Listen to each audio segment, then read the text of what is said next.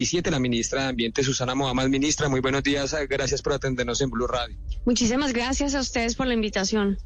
Bueno, ministra, comencemos por el discurso del presidente Gustavo Petro ayer en la COP27. Dice el presidente Gustavo Petro que es necesario poner una fecha límite a la explotación de los hidrocarburos, al uso del carbón, y habla de desvalorizar esos dos bienes, los hidrocarburos y el carbón. ¿Usted cómo se imagina eso? ¿Cómo se puede hacer? Bueno, pues esto tiene que ser un proceso precisamente de transición, que tiene 3 transiciones en un país como Colombia: la transición fiscal, la transición de la balanza de pagos y la transición energética. Y lo que necesitamos es iniciar seriamente la transición, porque lo que uno se da cuenta aquí es que se va avanzando supuestamente en los compromisos, pero eso no se materializa en reducción de emisiones. Lo que dice el secretario general de la ONU es dramático. Los compromisos que hoy tienen los países firmados con el Acuerdo de París nos llevarían a 14% más de emisiones en el mundo en el 2030 y no a 45% o menos, que es lo que necesitamos para mitigar de fondo el cambio climático. Entonces, lo que se requiere es realmente un acuerdo político mundial, que fue lo que el presidente Petro manifestó en su discurso, porque no se le puede dejar a los mercados, porque precisamente entonces va a ser imposible estas 3 transiciones en países como Colombia. Ministra, ¿Colombia está en el plan de desvalorizar los hidrocarburos y el carbón? Pues lo que tiene que hacer es empezar a valorizar e invertir. Eso tiene que ver con 2 cosas: el presupuesto público y cómo fomenta las inversiones. ¿Cuáles son las condiciones que pone para las inversiones para que sea más atractivo en un país como Colombia empezar a invertir en las otras formas de producción de energía? Cómo empezamos a generar una diversificación económica de fondo y cómo empezamos a generar una transición en la balanza de pagos con otro tipo de generación de divisas, como por ejemplo el turismo. Entonces toca trabajar simultáneamente en esos 3 procesos, y sí, un país puede, de acuerdo a las condiciones de inversión, de acuerdo a las condiciones que ponga y cómo genera incentivos y regulación, desvalorizar o valorizar diferentes sectores económicos. Néstor, lo escucha la ministra de Ambiente, Susana Mohamed. Santiago, gracias. Hola, ministra, buenos días. Buenos días, Néstor, un gusto saludarlo. Ministra, gracias. Tengo una duda sobre la fecha, porque el presidente Petro habla en su discurso de que hay que ponerle fecha definida para el final y valorizar eso de lo que usted está hablando, que es la economía descarbonizada. ¿Acaso ya no hay una fecha, ministra, de transición energética, una fecha aspiracional de todo el mundo, que es el 2035? Sí, hay 2 fechas de acuerdo al panel intergubernamental, además que están reflejadas en el Acuerdo de París. Es la reducción de emisiones en un 45% al 2030 y la carbono neutralidad al 2050. Esas son las 2 fechas, los planes del mundo están hacia eso, pero a lo que se refería el presidente en el discurso es que se tiene que materializar. Y desafortunadamente, ya faltando 7 años para la primera fecha, pues no vemos que se esté materializando, y es ahí el llamado a la urgencia y a la acción. ¿Y ustedes quisieran, la propuesta allí ante el panel de Naciones Unidas es modificar esas fechas? No, es poner en acción y materializar las fechas, porque como decía antes, el mismo balance de Naciones Unidas es que si cumpliéramos con los compromisos del Acuerdo de París hecho voluntariamente por los países, el resultado sería 14% más de emisiones al 2030 y no 45% menos, como recomienda el panel intergubernamental de cambio climático y como se comprometieron los países en la firma del Acuerdo de París. Sí, ministra, el gobierno va allí a Egipto y propone un mundo, literalmente dicen, la solución es un mundo sin petróleo y sin carbón. Aquí en Colombia pues estamos en esa discusión, como usted sabe perfectamente. ¿Usted cree que el mundo le copia al presidente Petro esta idea de no tener petróleo, de dejar de depender del carbón? Yo creo que hay 2 aristas. Hay una situación, digamos, del discurso político, que es un compromiso firmado ya por la mayoría de las naciones en el Acuerdo de París y que debería llevar a una descarbonización muy significativa al 2050. Y sin embargo, por el otro lado está como el mundo de los mercados y el mundo económico, que no parece ir en esa misma dirección.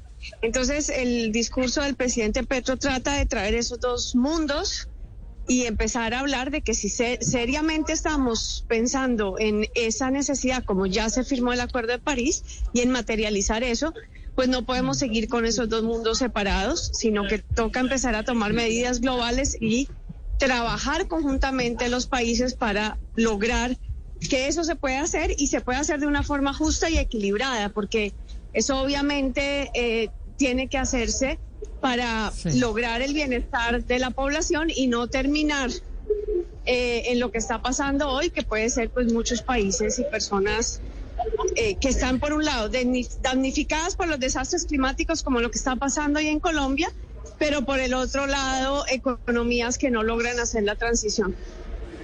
Ministra, ¿y eso de justa y equilibrada es para quién? Y se lo pregunto porque está más que comprobado que una vaca contamina el equivalente a 76 barriles de petróleo. Esto de la transición energética no le cae para nada a la industria láctea ni a la industria de los cárnicos, que contaminan más que la propia industria del petróleo y del carbón.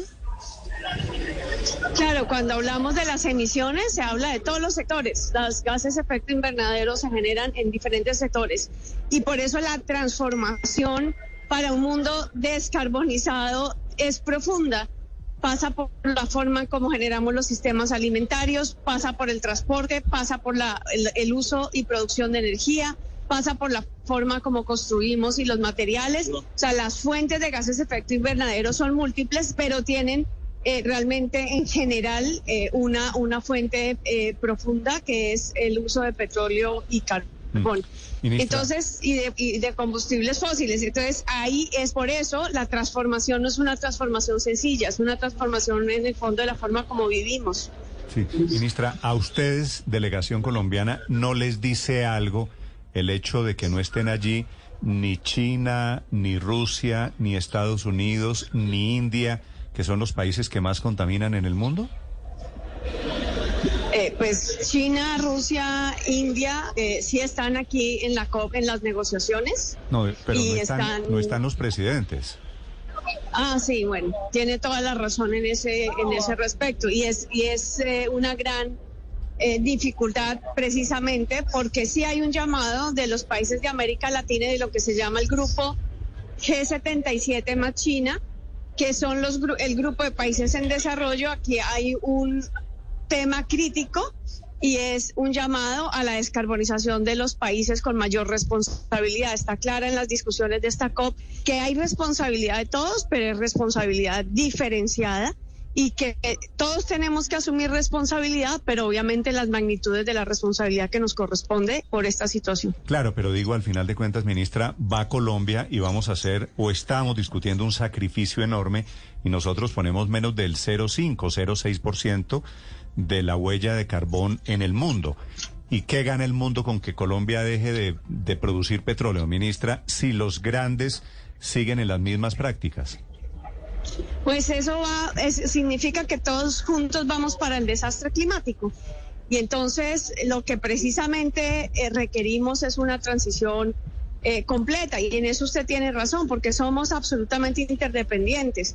Si los países que están hoy emitiendo más tomaran en serio la transición, pues el mercado para nuestra exportación de petróleo y carbón también iría decreciendo en el tiempo, porque precisamente ya no estarían requiriendo esos combustibles que nosotros estamos exportando. Somos el quinto exportador de carbón en el mundo.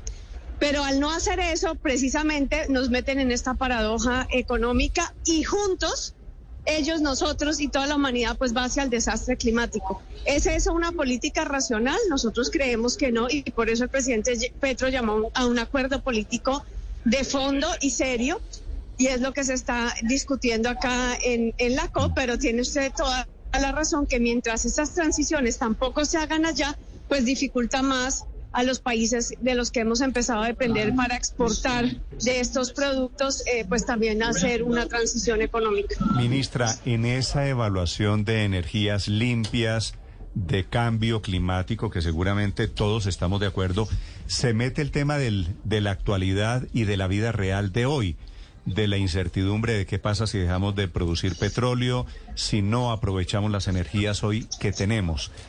Usted, cuando ve la cotización del dólar, por ejemplo, y le dicen, ministra, esto es por la incertidumbre del petróleo, ¿qué responde a la gente que le pregunta, ministra? Bueno, lo que estamos precisamente aquí diciendo son varias cosas. Lo primero es que estamos solicitando más espacio fiscal, porque tenemos un problema de endeudamiento público importante y no es un problema exclusivamente de Colombia. Y segundo, tenemos un problema obviamente en la balanza comercial, dependiendo tanto del carbón y petróleo. Entonces, lo que hemos venido aquí trabajando, que es un tema muy incipiente, está en la agenda, pero muy incipiente, es que para nosotros poder generar más espacio fiscal y fortalecer precisamente nuestras inversiones y nuestra economía, pues solicitamos un cambio de deuda por acción climática. Y eso es un pedido que han empezado a sumarse varios países en desarrollo aquí, porque hay una situación fiscal similar en varios países por la crisis económica mundial que hay en este momento y pues la subida de las tasas de interés de los Estados Unidos, que han devaluado varias monedas. Y además, pues la necesidad de atención a las poblaciones en crisis. No solamente Colombia está ahorita en esta crisis invernal.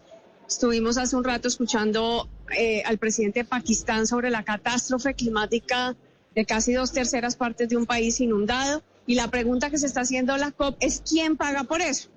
Y ahí volvemos a dar el círculo completo. Si no bajamos las emisiones, cada vez va a ser más difícil, por un lado, pagar por las situaciones de catástrofe que se presentan, pero también por el otro, cada vez los países van a entrar en más crisis económica, fiscal y sobre todo de su situación, digamos, general, macroeconómica. Entonces, es una situación sistémica y precisamente lo que nosotros decimos a esa pregunta que usted me hace es que tiene que ser unas políticas y un trabajo compartido entre toda la humanidad, o si no, eso va a ser pues muy difícil de manejar y vamos a terminar con grandes masas de población en muchísimo sufrimiento y catástrofe. Sí, ministra, esa es la pregunta que usted dice se hace la COP, pero en Colombia, después de la reunión del presidente Petro con sus ministros, la pregunta es si el gobierno va a acelerar la transición energética, si va a haber algún cambio en esa fecha o por lo menos en ese plazo que se ha puesto el presidente Gustavo Petro.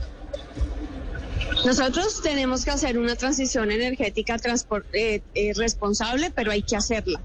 Y hacerla significa empezar a buscar la posibilidad de inversiones en las nuevas fuentes, o sea, generar que las inversiones vayan principalmente allí, pero por otro lado también empezar a cambiar los perfiles de la demanda, porque no nos ganamos nada cambiando la fuente de energía si, por ejemplo, no empezamos a cambiar cómo se moviliza la gente en términos de transporte, cómo utilizamos energía en el país.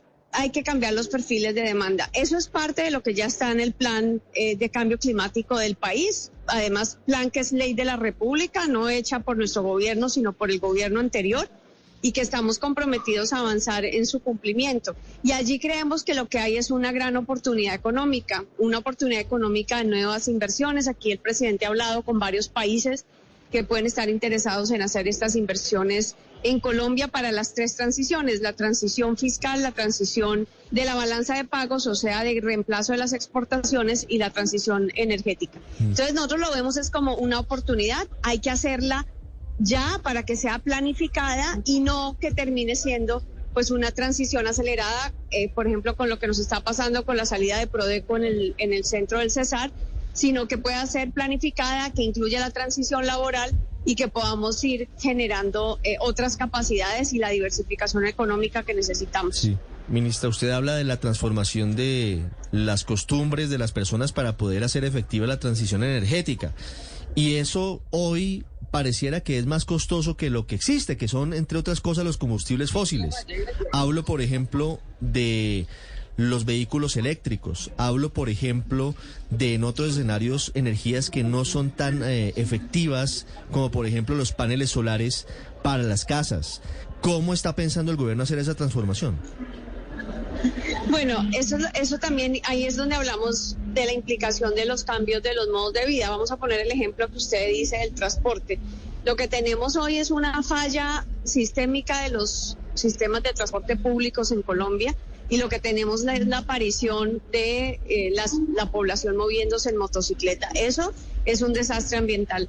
Si hubiésemos podido hacer las inversiones a tiempo en los sistemas de transporte públicos eléctricos, trenes, metros, que son los sistemas de transporte público de las ciudades grandes, y que podríamos haber generado mucha más eficacia energética ahí con una política fuerte de transporte público eléctrico, que incluye de gran capacidad como los metros y los trenes, usted genera un cambio del consumo energético de un ciudadano promedio. Pero si lo que terminamos fue generando unos sistemas públicos de transporte que no realmente suplieron las necesidades de la ciudadanía, pues terminamos con sistemas de transporte público quebrados y por el otro lado con la población transitando a un modelo mucho más ineficiente desde el punto de vista ambiental como la motocicleta. Entonces, ese es el tipo de políticas públicas en donde no es el cambio de hábitos persona por persona, sino donde el Estado genera sistemas que le permiten al ciudadano ser mucho más eficaz energéticamente. Sí. Lo mismo podemos decir de las formas de construcción, lo mismo podemos decir de la forma como planificamos las ciudades. Es un cambio, por lo tanto, sistémico que tenemos que trabajar en diferentes sectores del desarrollo. Es la ministra de Medio Ambiente, Susana Mohammad, hablando desde Egipto, Sharm el Sheikh, que es el sitio de la cumbre COP27 de Naciones Unidas. ¿Cuándo regresa a Colombia, ministra? Yo regreso el sábado. Sábado, finales de esta semana. Sí, en un momento, ministra, que será crucial para definir el futuro de Hidroituango.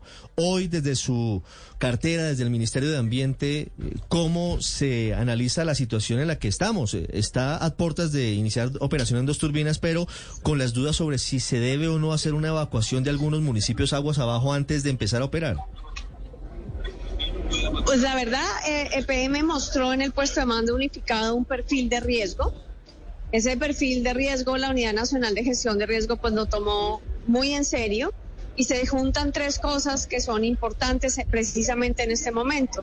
Uno, un cambio de la operación, porque hasta ahora, digamos, no se habían puesto esas turbinas a funcionar después de que se tuvo que estabilizar el macizo rocoso donde está la casa de máquinas de Hidroituango. Y hay, por lo tanto, una incertidumbre de cómo va a responder ese macizo rocoso al prendido de las turbinas en términos de vibración. Pero por otro lado, se nos junta también con la temporada de invierno, donde el caudal del río Cauca pues está mucho más alto por la situación de la ola invernal que estamos sufriendo, y se junta con otro riesgo ya identificado en el puesto de mando unificado de febrero, que es la situación del vertedero, que está hoy recibiendo todo la energía, digamos, del río Cauca, porque por allí es que está desaguando el río Cauca en este momento. La pregunta es, ¿ese vertedero no fue utilizado para estar funcionando permanentemente con todo el caudal del río Cauca? Es una instalación de salida temporal, no permanente, y ya lleva 3 años funcionando así. Entonces hay una incertidumbre frente a la capacidad del vertedero. Entonces, fíjese que se juntan muchas incertidumbres y eso crea un perfil de riesgo. Y cuando hay incertidumbre, hay un principio ambiental universal que está también en nuestra ley, que se llama el principio de precaución. Y entonces no se necesita tener total certeza científica de cómo podrían todas estas variables terminar conjugándose cuando se empiecen a prender las turbinas, sí. Pero tenemos una situación ministra, desconocida. Entonces, en esa situación, pues ahí la Unidad Nacional de Gestión de Riesgo pues ha acordado con Hidroituango que por lo menos si fuera a pasar el peor escenario que está en los escenarios de riesgo, pues las personas que no tendrían tiempo de evacuar deberían evacuar preventivamente, y las otras deberían estar en alerta, que si tienen tiempo de evacuar deberían estar en alerta. Y pues esa es ya la situación concreta, y yo creo que es lo responsable frente a la situación de incertidumbre que hay, ministra, en Hidroituango en este momento. Como la están escuchando miles de personas en ese momento, en esos pueblos que están literalmente en riesgo, Tarazá, Cáceres y Valdivia, ¿esa gente en este momento puede estar ahí tranquila o tiene que evacuar para cuando prendan las turbinas? Entiendo que en el último puesto de mando unificado, que fue el sábado, la Unidad Nacional de Riesgo, en su resolución que expidió, define que ciertos habitantes de Valdivia que están al perfil del río deben evacuar preventivamente antes que se empiece la operación, y el resto de habitantes de los otros municipios aguas abajo deben tener todo el conocimiento del riesgo, la comunicación con Hidroituango permanentemente, para cuando se haga un llamado de que va a iniciar, estén en alerta, sepan cuáles son, en caso de que se presentase alguna situación, cuáles son las alarmas que se prenderían, cómo deberían evacuar y a dónde van a evacuar. Eso es lo que se llama el alistamiento. Entonces, algunos deben evacuar preventivamente y otros deben estar en alistamiento, dependiendo de cómo se comporte la situación. La espera este chicharrón para cuando regrese el fin de semana. Ministra Mohammad, muchas gracias por estos minutos. Claro que sí, a ustedes por estar interesados en estos temas y lo que está pasando acá en la COP del clima en Egipto.